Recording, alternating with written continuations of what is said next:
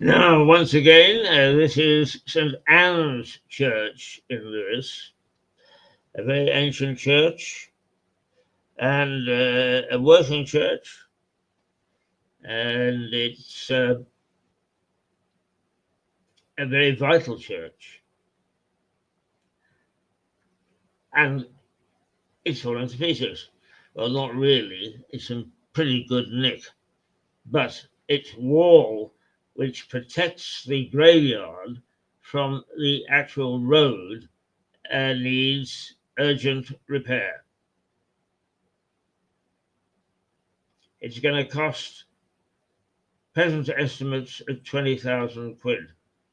And you know what present estimates are like.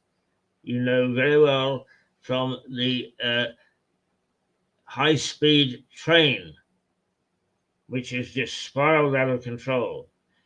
If today it needs £20,000, the chances are that by the time that it's finished, it'll need 25.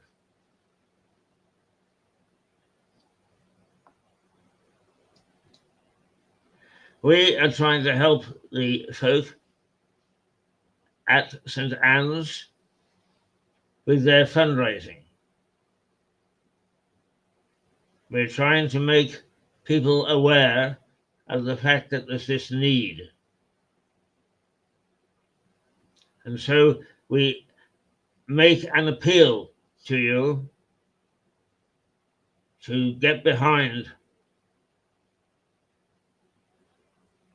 this effort to save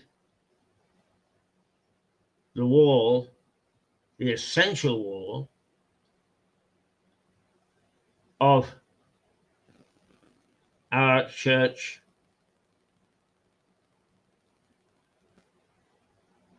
one of our churches, that is important to the fabric of Lewes society. Now, you may say, I thought you were coming back with Richard Barton, and I was, because he is a joy to talk to, as indeed is his colleague,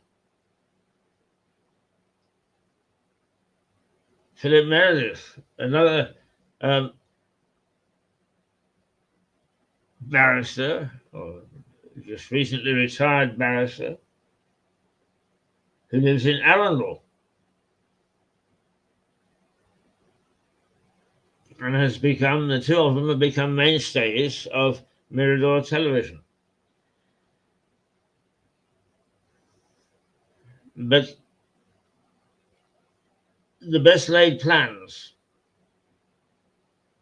because Richard was, as usual, scheduled to join me at 9 o'clock and give us more insight into the workings of the courts and memories of great cases of the past. Now, he may be able to do that at 11 o'clock this morning. At 20 past 8, as he was girding his loins, ready to come on,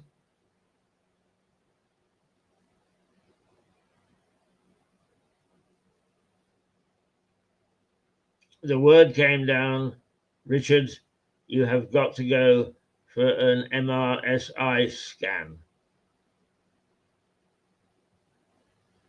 And you can't say to the specialists, to the consultants, hang about, I'm going on television. The resources that we have in the hospitals are precious. And the one thing that we wouldn't try to do is to play around with them. We wouldn't say to the doctors, huh, you're just going to have to wait. It's us that has to wait. And so Richard is trundling along, probably on a gurney, down to the scan room, where he will be encased in a tube which will go blah, blah, blah. Now, I've had a couple of these MRSI scans, and people said, oh, I get claustrophobic. So I prepared myself, and I pretended that I was in a capsule going to the moon.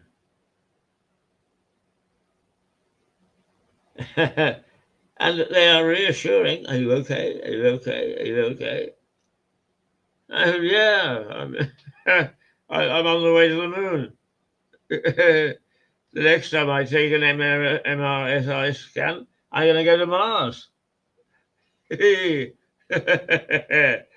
It's a way of getting your act together so that you don't panic because you're encased in this tube and unable to move. But anyway, Richard had to go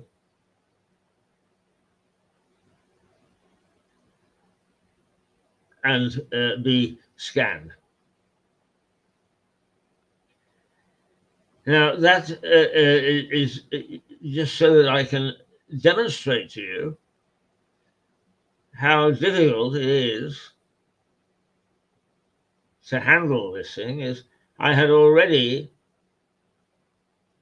moved Quinton Peel, the new boy on the block, to 11:30. With John Henty coming up at 10 o'clock. Now, hopefully, John will come up at 10 o'clock anyway, and we'll get back to some semblance of being on track again. And then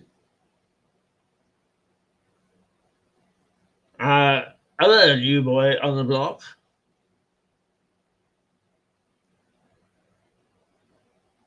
Sherman Robinson, will hopefully come along at 10:30. But Sherman has recently been back in the States, and I don't know whether he's got back here. I know that our general manager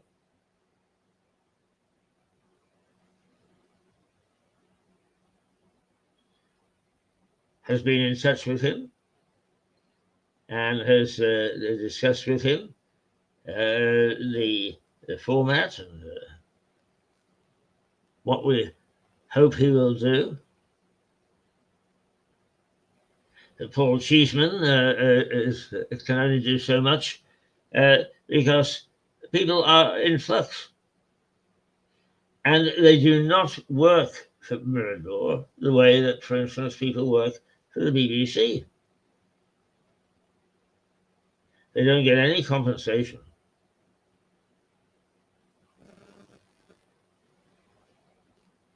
They do it out of a commitment to their community.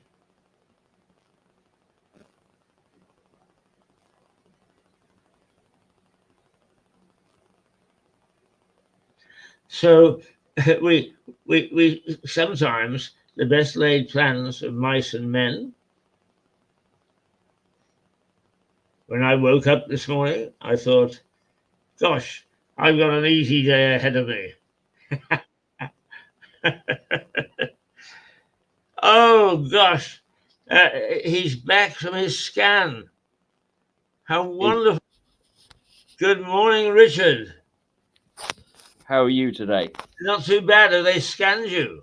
They have, yeah. It's a very impressive, very expensive machine is an MRI scanner, and it's designed that when you go into it, you're perfectly normal, and then after half an hour being stuck in the tube of it, you get claustrophobia. It's awfully clever what they can do nowadays. But Yeah. Well, I was just telling people that you were having an MRSI scan, and that I had one. Well, I had a couple, and that when I was in the tube, I was told that they'd get claustrophobic, so I pretended that I was on the way to the moon. Keith, I think you've been in orbit around the moon for a long time now. In the view of most people who bump into you in the streets of Lewis, very often literally bump into you, I'm afraid to say. You're quite right, actually. And I'm just old enough to be perverse enough, because people think I'm completely and utterly mad Yeah. to enjoy it. Well, you carry on. You carry on, Keith. Ignorance is bliss and all that sort of thing. If I may say so, you're looking much better. Thank you, Keith. Yes, I'm rather more mobile. I'm eating better, and so road to recovery gradually. Yes. Now I drive past your house every day. Yes, and my wife has got an injunction. It's just a question of getting the bailiffs to serve it on you. When will you be back in residence? I don't know. They, I haven't asked them. They won't tell me because it just depends on juggling the various medications I've got. So it's not going to be this week, obviously, but hopefully it might all be towards the end of next week that I'll be back at home. I've booked myself away work-wise until the end of May.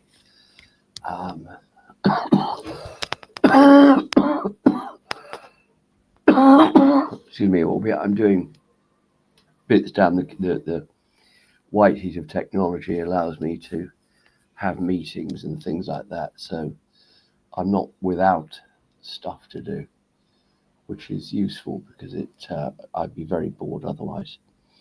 Yes. And I had a meeting earlier this week which was actually quite a profitable meeting. By which I mean, Keith, and you know this, you go into a meeting, various people there, CPS, the police were there, and all these other people were there. And I asked for the meeting so I could give my views. And it was a meeting where I gave my views and everybody said yes. It was a sort of Stalin-esque type meeting, which is the sort I like. No, it was just we all had to say yes so that because as I'm sure you appreciate, Keith, with this is a multi-handed case, so there's lots of defendants, and I need everyone's approval to go to each defence team and say, what about this? What about that? Let's, not make it easier for them, but let's see what we, the prosecution, would find acceptable that you, the defence, might feel able to plead guilty to. I don't think I'm going to get all of them that way, but I'm going to get over half of them. That's good. How many are you talking about? 7. 7. Yeah. So. Yeah. So that's all right. Yes. Yeah. But you're okay otherwise, Keith, are you? Yes, as you know me, I just motor on. It's and I must confess is your fastidiousness in appearing on Mirador and the support that you give is it really boosts me. So I like to see the glass half full, and you help me. Right. Well, you like to see the glass full with a second glass lined up after you've had that glass that's full. In fact, ideally, it's the bottle full in your case. But yeah, that's good. Can I just ask you? I've been looking at this case of the rapper, who seems to have been just absolutely abominable. Yes. But he does seem to have exerted on the lady that he's abused a considerable control.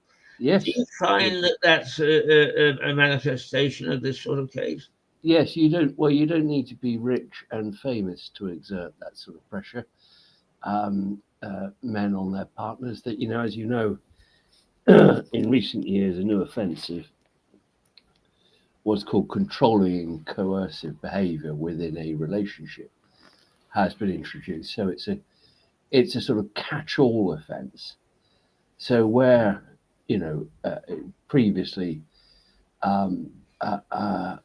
it's typically a woman who's being abused by her partner, male partner. She might be able to go to the court and say, well, there was this occasion, I can't remember the exact date where he hit me. There's this other occasion where he damaged my car. There's this other occasion where he threatened me. There's this other occasion where he strangled me. Now, we can still prosecute him for all those individual cases. But in fact, having one overarching offence of controlling and coercive behaviour within a relationship gives the courts obviously powers to sentence somebody for that. And then there can be consequential orders made about them not having any contact with their next partner and other things that they cannot do. So, for example, if somebody's convicted of that offence, then inevitably social services will be told, and anybody with whom that male starts a relationship is entitled to know their history, and they don't always know their histories. So you don't need to be the glamorous star with bags of money to do that. People do it all the time, I'm afraid. He is a particularly pernicious example of it, as far as I can see. It's a very common offence, is it? Yes. Oh, Keith, it's there are a number of offences that, for example, incest is another one. And so all forms of domestic violence. These scatter down the generations. So they're highlighted in the last however many years. But I've no doubt that if you went back 100 years, 200 years, however many years, they've always been there, that sort of behaviour. It's just in various societies at various times, it's been tolerated. I think even within our lifetime, a level of domestic abuse occurring behind closed doors was tolerated. Women didn't feel able because they often were not financially independent, or there were children, or they'd lose their home.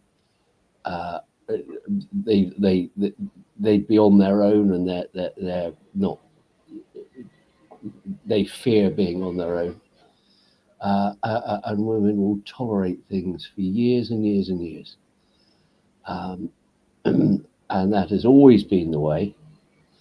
And mercifully, in our lifetime, Keith, there's not much good that our generation has done, but we're making moves in the right direction to deal with that. Women are much more empowered, and I'm not in the least bit cynical about that. I think it's a jolly good thing that women aren't exploited. And it's typically, there are cases of men who enter into what in fact is an abusive relationship with a woman. But they are vanishingly small in comparison with the women who are in some way abused by their partner. And as I say, occurring behind closed doors. I bumped into the door. The classic excuses. Oh, he's different when he's had a drink. Well, don't stay with him then if he's different when he has a drink, because two things are going to happen. Either you're going to get really hurt when he loses his temper with you, or, and this does happen, of course, women snap. And we've had a number of cases like that in the last sort of half a century, where women have been the subject of a slow drip of abuse and finally can tolerate it no more and take extreme action with a knife or with a gun or whatever, and find themselves as the criminal. And I'm glad to say that increasingly the justice system doesn't make it okay. Of course it doesn't make it okay. But there is a degree of understanding that sometimes people are put in a position where they can't put up with it anymore. And, it's not as if it's something where you can dip into it and you have a couple of hours of seeing somebody being abused or you're abused. It's each day, every day. And it hangs over you, and the rest of your life stretching forward, and you're humiliated by it. And certainly it was the case that there was no real help for people in that position. Somebody to reach out to say, I'm fearful of what I might do, because he is he provokes me all the time, and I'm genuinely concerned that I will snap. But there we go. Yeah. Actually, just as a slightly red herring, but the last case of selling your wife didn't take place until 1927 Yep. in Sussex. Yeah. So attitudes have changed in the last 100 years considerably. Yeah. Well, it's the central plank of the plot of the Mayor of Casterbridge, the book by Thomas Hardy, where Michael Henchard is a sort of a lowly labourer who goes to the market one day and sells his wife, which was even then deemed to be a sinful act. And he goes away and comes back, and he's made his money, and he's a different person. And he, within the society, the West Country society of this fictional town of Casterbridge, which is based on Dorchester, he climbs the local dignitary's ladder and becomes mayor. And there he is, the mayor of his original hometown, where people don't remember him as a younger man. And then, just as he's sort of at his pinnacle, his peak, it comes to light that he was the fella who sold his wife at the market. And it's about his massive downfall that occurs thereafter because of that dreadful deed he'd done years and years and years before coming back to haunt him. It's a book worth reading. Well, as is most Hardy, worth reading. Yeah. Yeah. It just shows, I can be quite critical of our leadership in society, You say that wife sales were frowned upon even in those days, and yet apparently a lot of the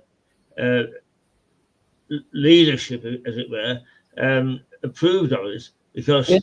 if a wife was left without a husband, she had to be looked after by the state or the Yes. community, and they didn't want that. Yeah. Mm. The one horror story I heard when the Falkland Islands were happening, the a more senior member of the platoon, I guess he might have been a sergeant, something like that, was going off with his company to the Falklands, and he picked out one of the men who was staying behind, the younger men who were staying behind. And he said, right, he said, you're moving in, you're looking after my wife, you can do whatever you want with her, you are her husband for the period that I'm away, and she's yours. And so just move in, treat her as if she's your wife. And so we're not talking that long ago. There was that attitude, because this army fellow thought she's safer with one person there, as opposed to the risk of others seeking to exploit her. And effectively, she's my chattel, she's my thing that I can pass to a friend. She has no determination in the issue. Yeah. But definitely a true story, Yeah. and horrendous. Interesting. Yeah. Yeah. I suppose the one thing that we do need to talk about this, Keith, this week is why I haven't been paid. No, sorry, no. Is probably the most extraordinary criminal justice piece of news that we've had, certainly this year, which is that a man who was convicted of murder and rape this week walked out of prison a free man after 38 years. 38 years. A greater portion of his life than he had with freedom. And it brings to mind a range of points. One of which is they've likened it to other long-term miscarriages of justice. One of the very long ones being Hanratty. Let him have it, and the policeman gets shot. Hanratty finally got pardoned, but he wasn't released from jail. He wasn't able to get compensation because the state by then had a long time before hanged him. So it's the two cases, to that extent, are a vivid illustration of the dangers of the death penalty, because the death penalty is the end of it. Yeah. And this chap now, yes, his case is horrendous, but at least he's here to have some more years in his life, and he's here to be compensated, and he's here to hear himself vindicated, because he's maintained for so many years that it wasn't him, that he hadn't done it. And I'm sure you can appreciate, Keith, that if you're a sort of a glamorous drug dealer or something like that, then I don't know if you remember Porridge, the comedy program. The Mr. Big among the prisoners there was sort of lauded by those around him. No one ever gave him any grief. He got all the perks. In the same way, for example, that Noel Coward in The Italian Job And there's that famous scene where they've stolen the Italian's bullion, and he walks down the stairs in the prison. No coward. And all the inmates are cheering and banging their saucepans together and whatever. Now, that's one end of the scale. If you're in prison, you're untouchable. Even the screws won't harm you. So effectively, there are individuals who, to a certain extent, run the prisons. At the other end are people who are, because there is inevitably a scale of people in prison, depending what they've done.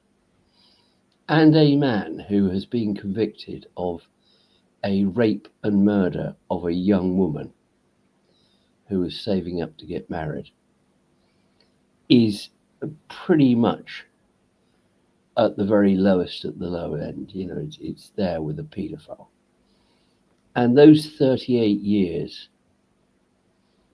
would not have contained times of easy contentment where he could relax, where he could get on with his life, because he would have been segregated.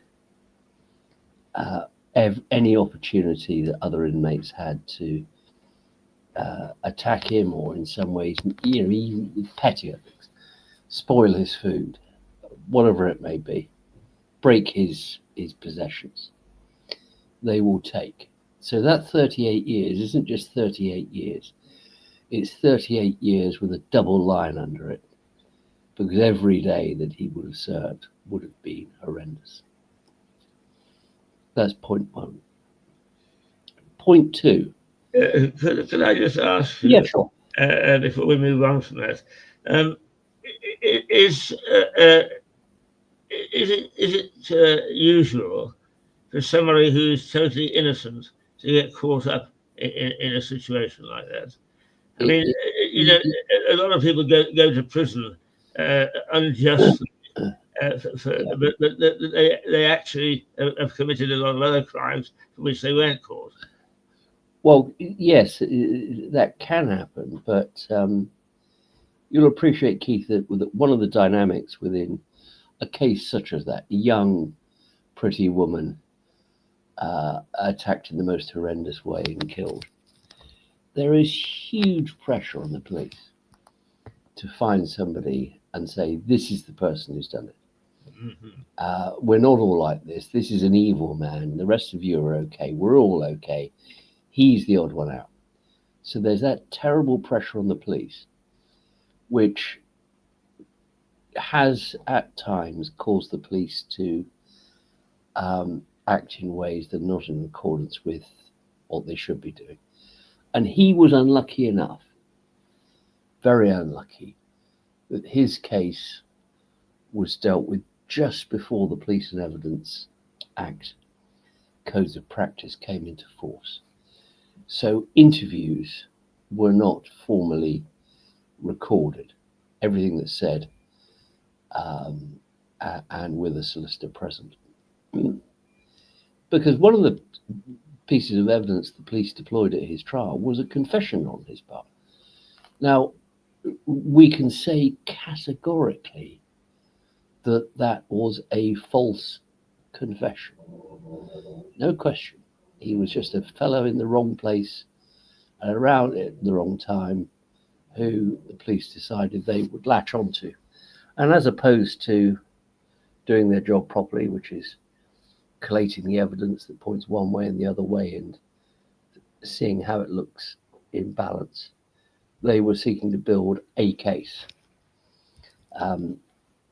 sidelining the evidence that exonerated him and trying to point to evidence that proved his guilt. Now, whether or not he in fact confessed, I don't know. It could be the police made it up completely.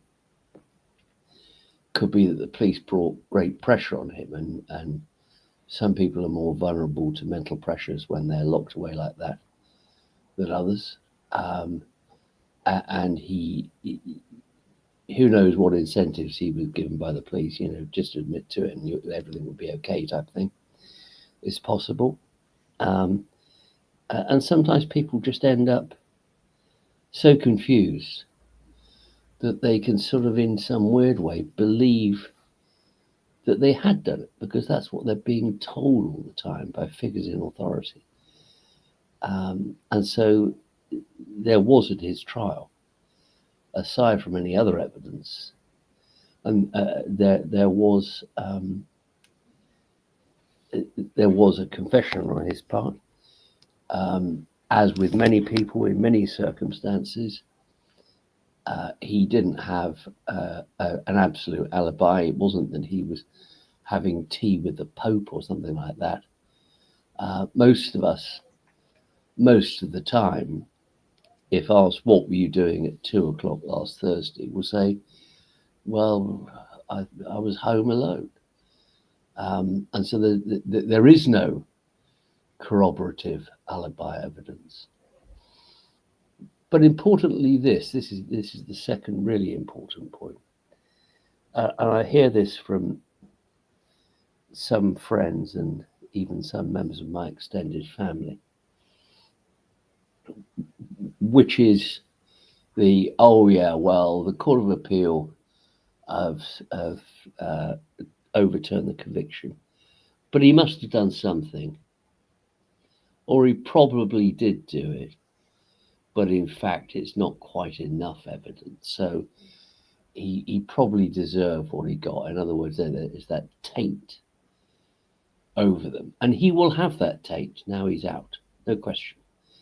There will be ignorant people who will not accept that he's innocent, because his is an extreme case where the police were able to say this woman was attacked and raped and murdered by a man, and we know it was a man because we've got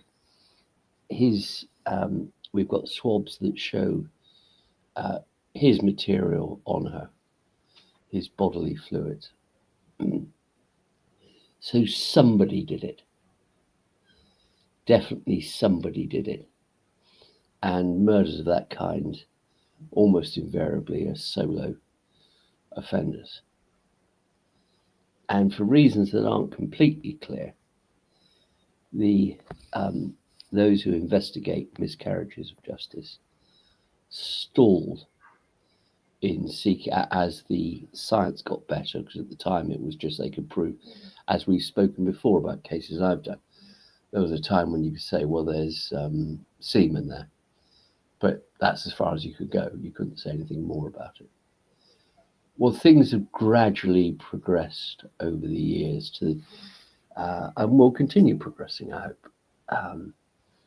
And nowadays, the Y chromosome, the male line chromosome, can be isolated and can identify a person, often with a 1 in a billion chance of it not being them. So whoever left their semen on that poor woman's dead body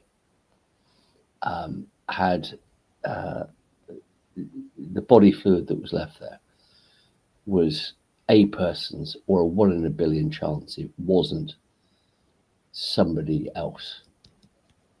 Sorry, it was somebody else.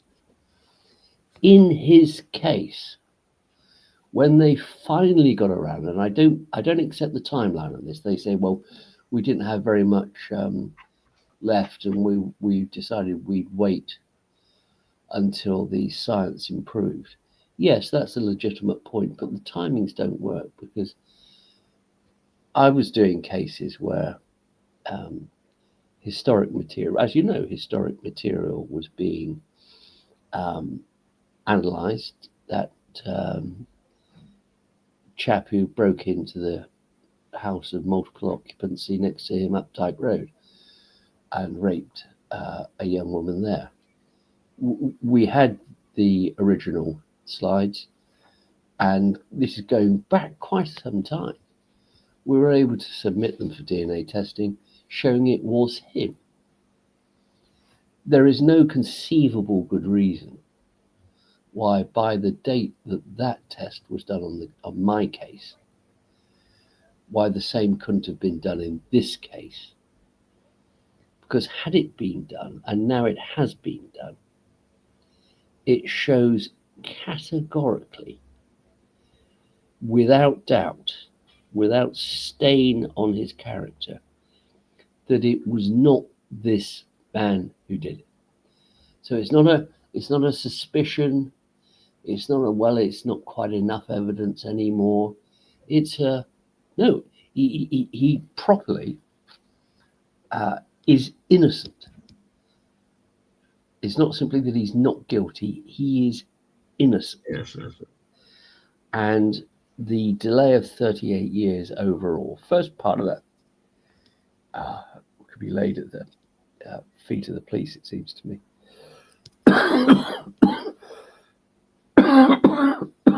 In the way the case was investigated. But there's a significant number of years, which I would say is at least a decade, when simply ordering that test to be done would have shown that he wasn't just not guilty, but he was innocent. And it could not have been him. So when he comes, now he's out, it would be utterly wrong of anybody to say of him, oh, well, there's no smoke without fire. He must have done something. He was involved in it some way. He's just got lucky.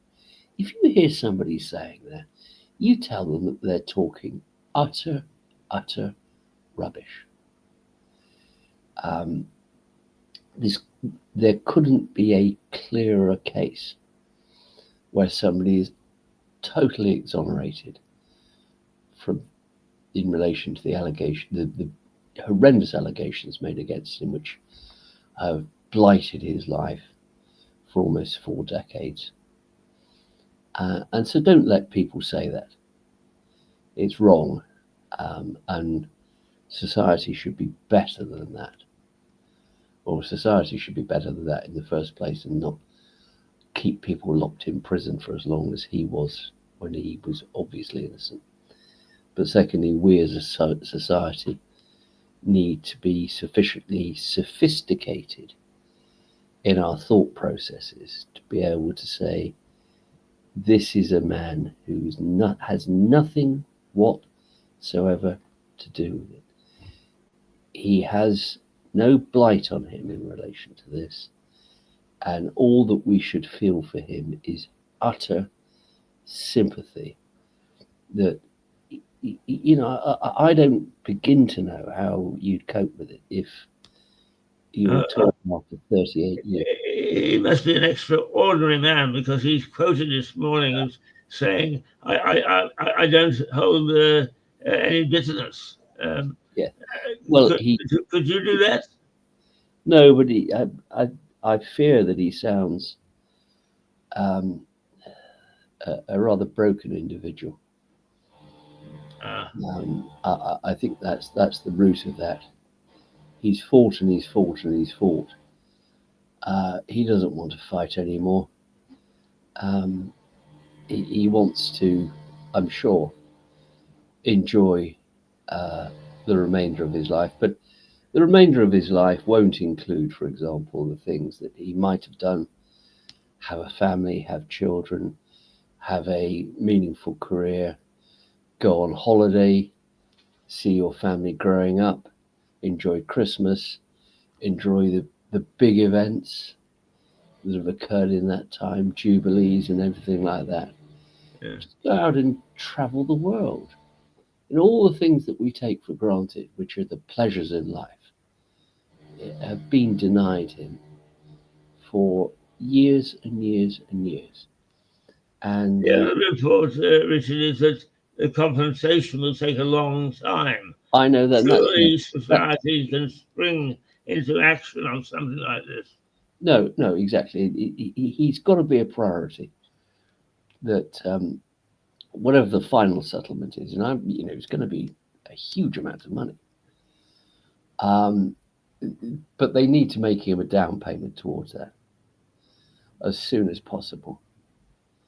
so that he can enjoy himself.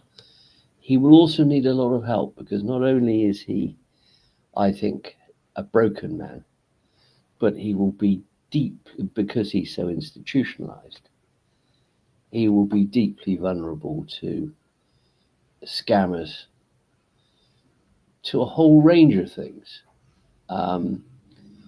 There's an episode of the Scottish comedy Still Game where a chap becomes a recluse for 35 years, and he comes out and he goes to the pub, and he's there and he's looking around. He said, "What's that?" And they said, "That's an optic, you wouldn't know." And he said, No, think below it.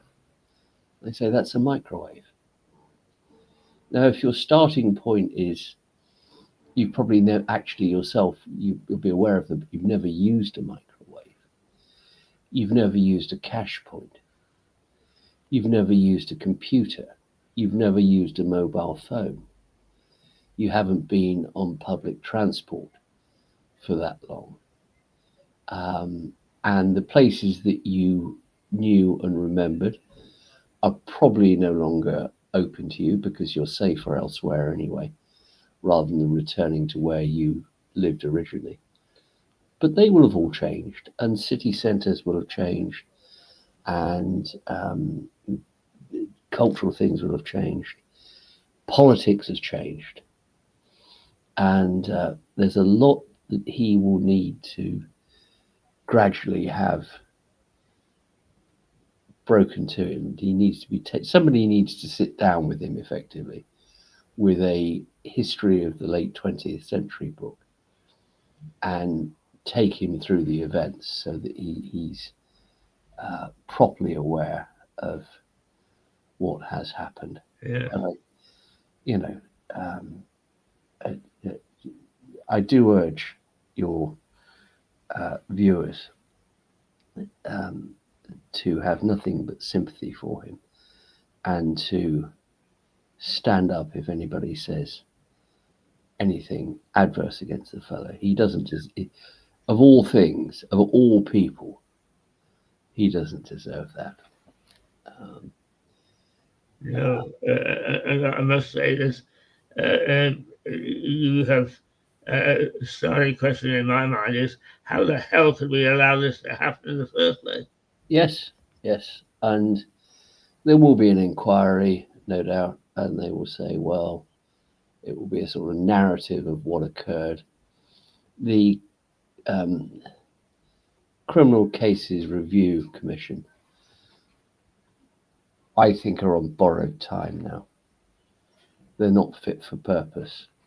Lord Faulkner, Charlie Faulkner, who was the Lord Chancellor under Tony Blair, said as much in an interview yesterday.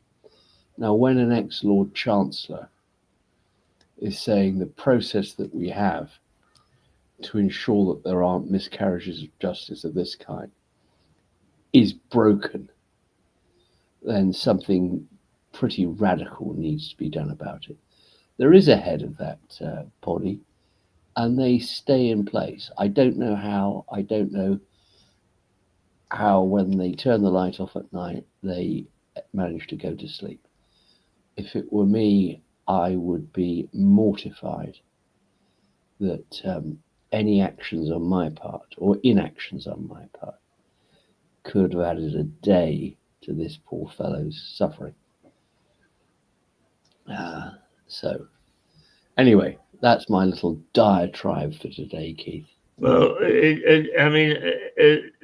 Richard, this is where you're so valuable, because bringing these things into public conscious, I'm sure, as indeed I did, I looked at this case and sort of said, oh gosh, yeah, that's dreadful.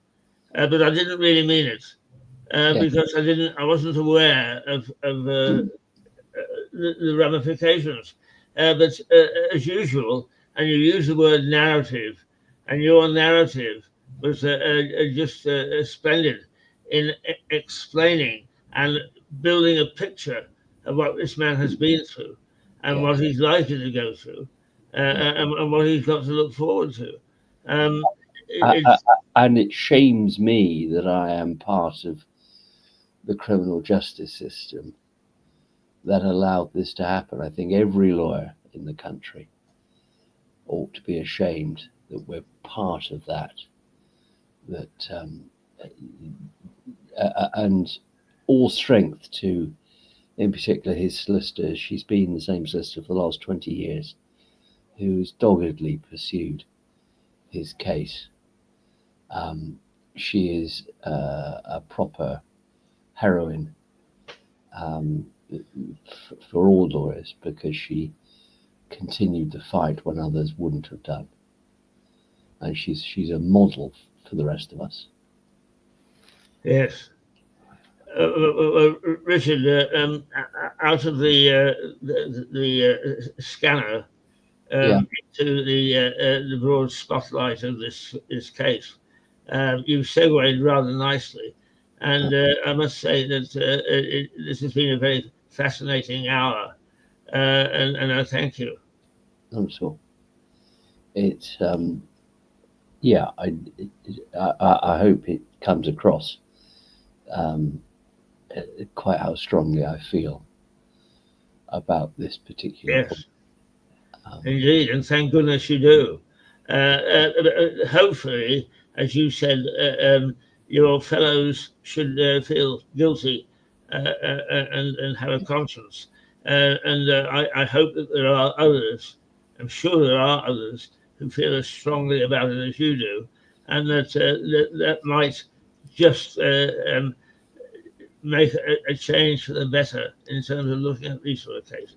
Yeah, we can but hope, Keith. We can but hope, obviously. So we'll see how that goes. Yeah. I don't have anything else particularly I want to raise today, unless there's anything you want to discuss, Keith. No, I'm aware of the fact that being in hospital sort of saps your energy, and you've been manful in the last 2 or 3 weeks in making sure that you've come and you've given us your best shot in terms of what you think we should be aware of, and I'm sure that you've started to wear out. So thank you very much indeed. No, not at all. The only way I've been manful this morning is that because I was having an MRI, I was nil by mouth, so I've yet to have my porridge. But porridge and a cup of tea, and I will be set for the day. Right. But remember, the next time you go into the scanner, to pretend that you're going to the moon. Yes. What would you, Keith, if you went to the moon, what would your purpose be in going there? Just out of interest. What would my what? Sorry. Or why would you want to go to the moon? Oh, I think just a challenge. If I can make a sort of a little parallel, when I was first in this business, the radio station I was working for decided to do an eye in the sky. Right. And I was not at all easy about flying. And I said that they're going to get somebody in a plane to do reports from over the city. They're not getting me up there. And guess who they came to? And who immediately said, "Oh, yes, I'll do it." So, although going to the moon would fill me with terror at this stage, if somebody came and said, "Keith, will you go to the moon?" I've just got that nature where I would probably say, "Well, yes, okay." Good grief! Yes. You want to go somewhere which is has a terrible atmosphere, is uninhabited, sort of with no sign of life. I'm not sure if you've tried New Haven recently. I don't mean it. But actually, wouldn't it be an experience to be in that sort of atmosphere, environment, where absolutely nothing is moving and you're the only one that's alive. Yes, yes. The You only know, thing I think would be in my mind is, am I ever going to get out of this? yeah, yeah. You know, the one I think who within the moon landings got the worst gig was the one who was left orbiting the moon whilst two went down, because at least those two got to put their footprints on the moon. Whereas the one who's left in the capsule waiting for them is completely on their own. They know that if things go wrong on the moon's surface, they will have to travel back alone. And for a significant part of the time orbiting the moon, when they're around the dark side, they would be completely out of communication with everybody. Yeah, you know, at that stage, you're in a little capsule. You're the only person in the universe, and I'd find that probably rather off-putting. I must confess is that my mind sort of says, I wonder what it would be like. And I don't think that it would be very pleasant. No. And I admire astronauts for the sort of the way they look at things. Yeah. I don't think that I would have that mentality. I wouldn't have that gung ho. I was watching for about the third or fourth time the movie about the black ladies who did all the calculations for the yes. and it's the man who plays I think Neil Armstrong it would be and so it says oh, if the lady okays the figures, I'll go. Yeah. And you know, quite a casual approach. I think I'd want to sort of go into chapel and pray for a few days rather than just make a snap decision like that. And I have to say, I was in Seattle when the original astronauts were on the tour. And I was so carried away by seeing them, I stepped into the street and sort of, you know, applauded them all the way to their car. It is space has a very peculiar impact on me, and I'm sure it does on a lot of people. Yes. You're. I don't know if you remember the children's character, Mr. Ben. Probably not. But you are increasingly sounding like him. He goes to a fancy dress shop every episode and dresses up in some outfit, one of which is an astronaut, and then goes through a door and is in fact sent to an appropriate location. So when he's an astronaut, he's in a spacecraft and he's a Native American Indian and various other things. And I can see you doing that, Keith. Yep. Right, Keith, I'm going to go. Okay. Okay. Thank you, Richard, and good luck. I hope that everything works out well this week. Thank you. Okay. Cheers, mate. Bye. Bye. Sorry about that. That's all right. How are you doing? Yeah, very well. I went and had an MRI. Yeah. Which great expensive piece of machinery that you go in there feeling normal, you come out feeling claustrophobic. Oh, fucking hell. Well, there we are. As Richard Manfrey came along, and what a fascinating session we've had with him this morning. He is a very sensitive man, and certainly such a miscarriage of justice. Now, I am hoping to have John Henty here. He hasn't responded to my first invitation, but I'll send another one because they are specific to the program. So there we go.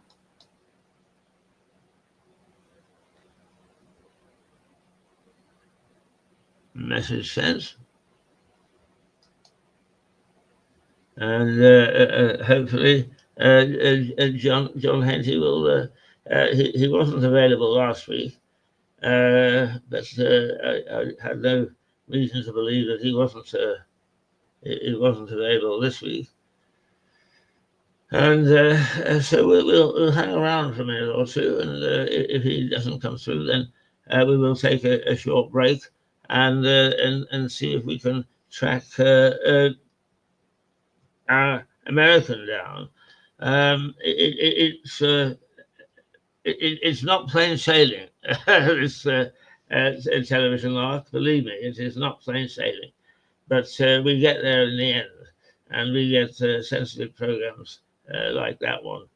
So just let's hang about for a minute or two and see if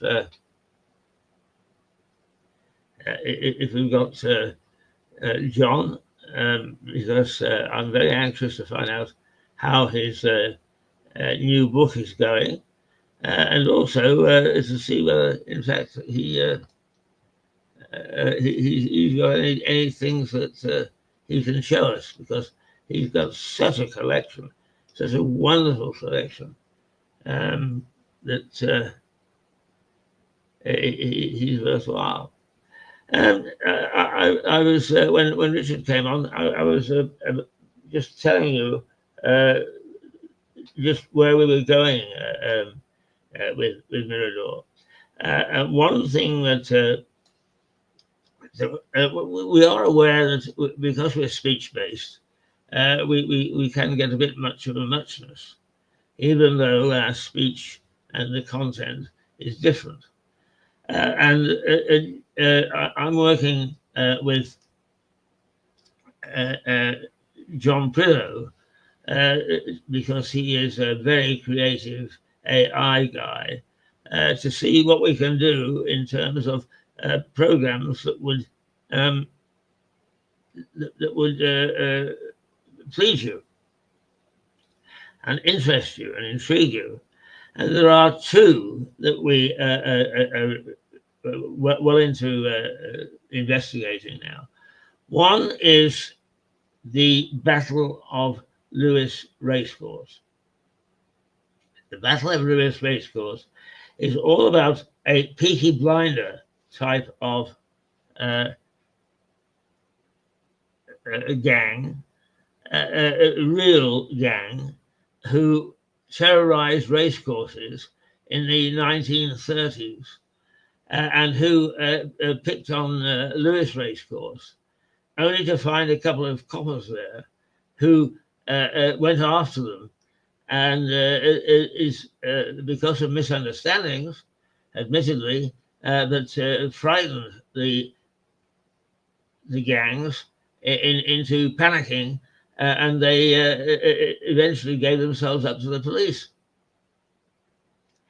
They then were put in front of a jury at Lewes Crown Court because they'd badly beaten up a bookmaker, and the gangs organized coachloads of thugs to come down from London to make lots of noise and to shout and demonstrate outside the courthouse in the hope that the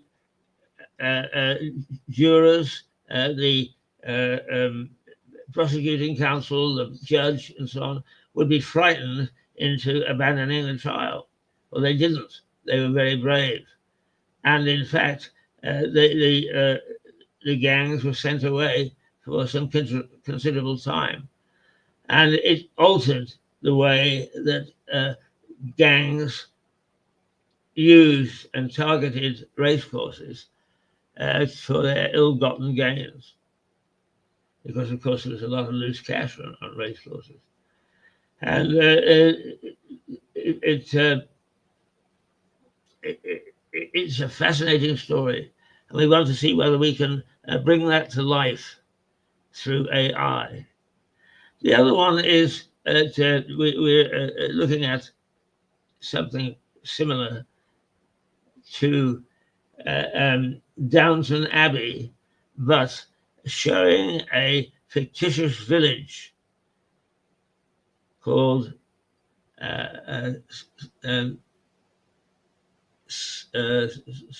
Steen, I think, yes. And it's a tide village, and we were going to start it in just shortly after the turn of 1900. But Kit Wood, our educator, is being involved, and he said, why don't we start it somewhere around 1850 or 1870, because that's when a lot of different attitudes were beginning to develop. And it would be interesting to use AI along with the acting talents of both Kit and John Pillow to replicate what it would be like. The village of Sheen is that's it, the village of Sheen. To replicate in little 10-minute episodes what it was like to come to grips with the sort of challenges that people of that era had to come to grips with. So we're working on both of those, and hopefully we will have some, well, I think perhaps award-winning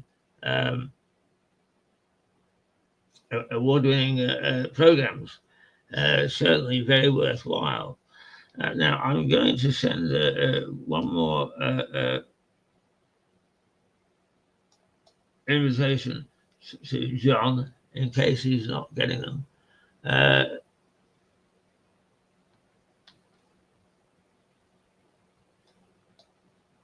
It's a bit unusual for, although John is quite elderly, and one has to accept that he's possibly not well. A few of us are getting on a bit, but let's just try one more time.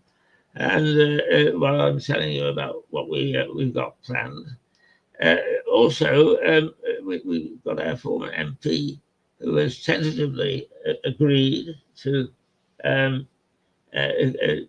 He's an expert on transport, and although he's a very busy man, we hope that we're going to get him to do a program on transport and tourism, because tourism quite often is the second most valuable ministry and activity in any government's arsenal, and it's something that we really need to keep an eye on, because it changes all the time.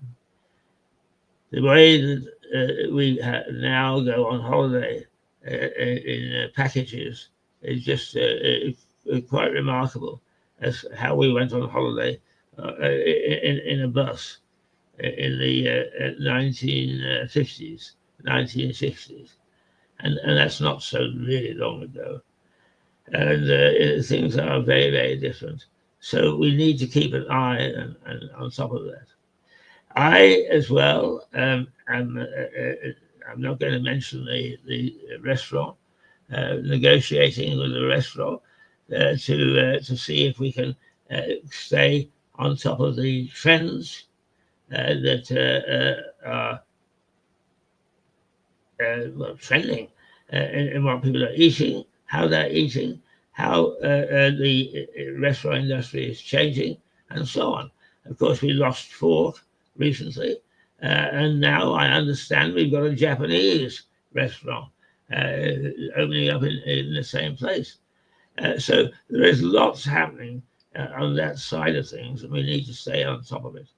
And so I'm hopeful that we will have well, we'll be able to look at various things. I have a problem. I've always been able to do programs, and I've never worried about the time scale and so on. But I can't walk anymore, and I most certainly can't stand while a camera is whirring. I really need a minder. If anybody out there would like to be my minder in doing television programs, in other words, handle the camera, handle the making sure that I can just at least sit at a table or whatever, make the logistics, please let us know, because it is it's one of those things which is holding me back, and I would really like to bring to you some of the things that we've done in the past. And my Parkinson's is just stopping me. And I don't believe that a Parkinson's should stop you. You should overcome it. You should fight back. Fight it hard. So if you're of a mind to get involved, we've got the camera, we've got all the equipment, we've got the places to go to, all of them. It's just I can't get there anymore on my own. I need somebody. If you want to be Keith's supporter on television, please let us know, male or female, and I rather like females. Yes, I do. And it's a job that a lady can do. In fact, probably do it better than man. Okay, that's it. I have to go now, and I'm going to make sure that the programs we've done so far is in